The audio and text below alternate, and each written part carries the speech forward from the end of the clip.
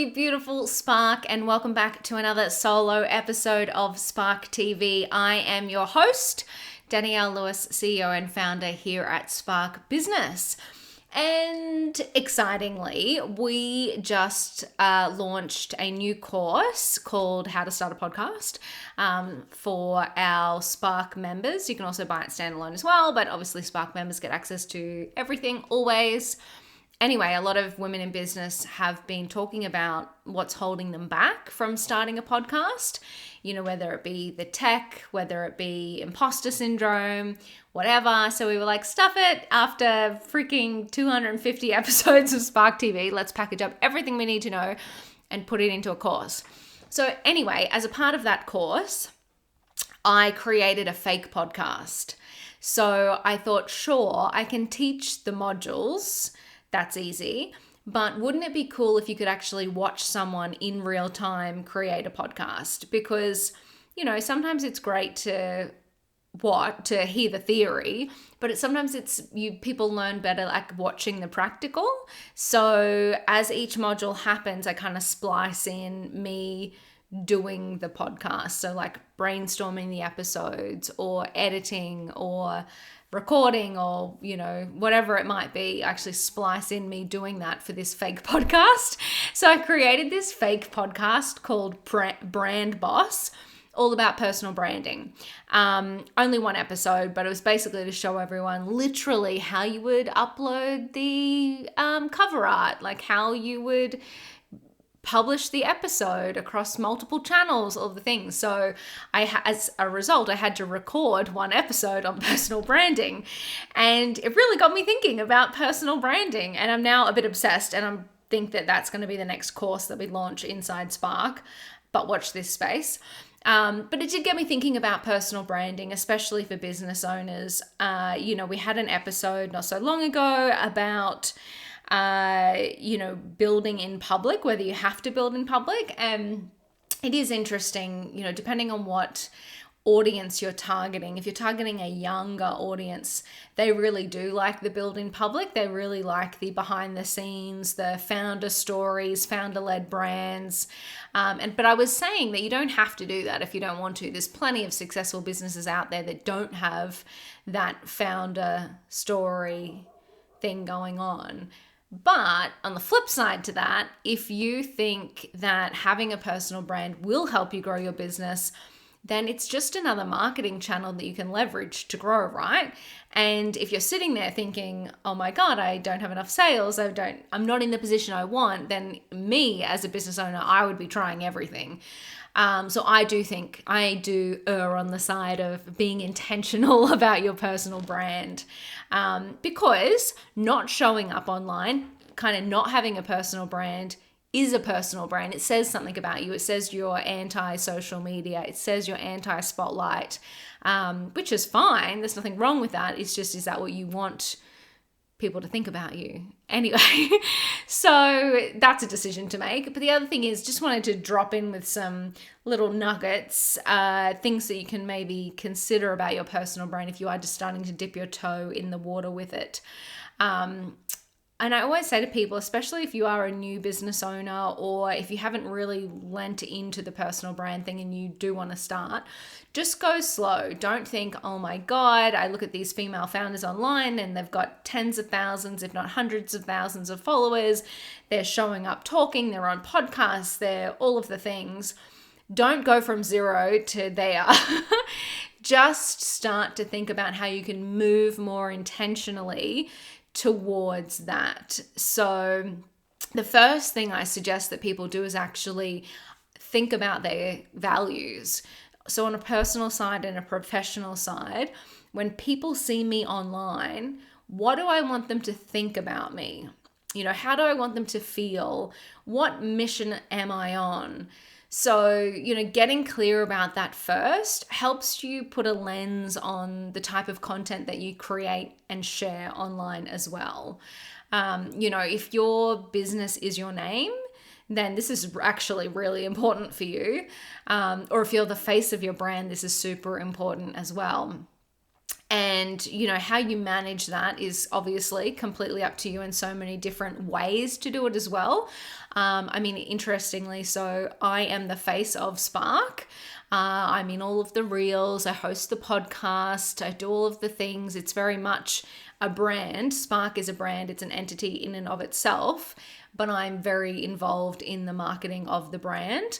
So much so that I actually have a separate Instagram account. That's a little bit more, that's actually non-business. It's totally non-business. So I have a Danielle Lewis account that is Business Danny, and, I collaborate on the Spark Reels. They're all people that follow me for business related things. So they're interested in the podcast, interested in building businesses. So I don't want to put a lot of content on there that is I'm not gonna say these words right, but I do feel a bit uncomfortable doing too much leisurely things on that. Every now and again I will showcase if I'm out and about, if it's my birthday, or if I've gone on a fancy night out or whatever, maybe. But I tend not to. I tend to keep it pretty professional, pretty business related. My husband does not rarely show up on that Instagram account. I think there's like 1 or 2 posts from when we got married. But that's about it. But I have this secondary Instagram account that is Leisure Danny, Play Danny, and it is the fancy dinners, it is the husband out on date night, it is all of those, it is our holidays, it is all of the personal stuff, so that, if there are people that care about seeing that, they can go there to get that. I don't know why, but for me, the personal brand I have doesn't blend those two lives as much. So I choose to have 2 separate accounts. The leisure one's a lot less active. More followers though, because it's more consumer driven, right? There's lots of, restaurant recommendations. Everyone on the business side and the personal side knows that I love eating and drinking. But, if people are non-business people and don't want to hear about the podcast and growing a business, they follow that account because I do talk about, wineries, holidays, restaurants, beauty products, blah, blah, blah, over there. So anyway, that is a choice that I've made on how I manage my personal brand. And I do restrict that personal stuff to just Instagram. I don't talk about stuff on LinkedIn. I don't have a personal TikTok account. That is how I choose to manage my personal brand and separate what goes where. It also helps when I do create content as well, or if I'm out and about and I go, oh, whatever, this is a great wine I'm drinking at a bar. I know where that goes. I know what platform that goes on because I know how I want to manage my personal brand. So just really sitting down and being intentional and thinking about the vibe you want on your accounts and how you want people to think about you and how you want people to think about your business, I think is particularly important. And look, not everyone will love your personal brand. Not everyone will agree with your choices. If you've been around the Spark block for a little while, that, having a wine is part of my MO. Our interview podcasts are called A Wine With. My intention for that was I want someone listening to Spark interviews feeling like they are a fly on the wall while 2 female founders are having a wine and just telling it like it is, like you are privy to their conversation. A lot of my personal branding shots, I'm drinking a wine in it.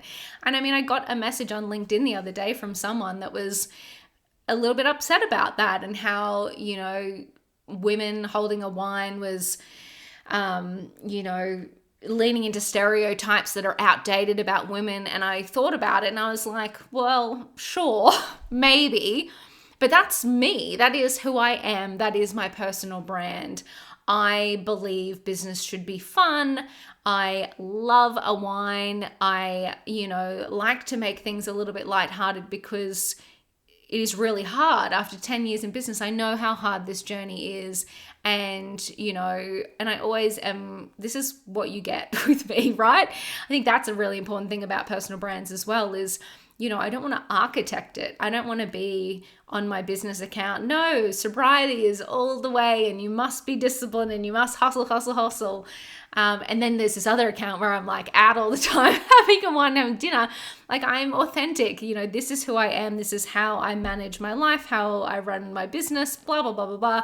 What you see is what you get. And that's the way I show up. I don't think that you should put out a persona online that is so far removed from who you really are as a person, and that will not rub everyone the right way. And that's okay. Not everyone is for you. That person does not have to join us in Spark, and she's going to miss out on the party.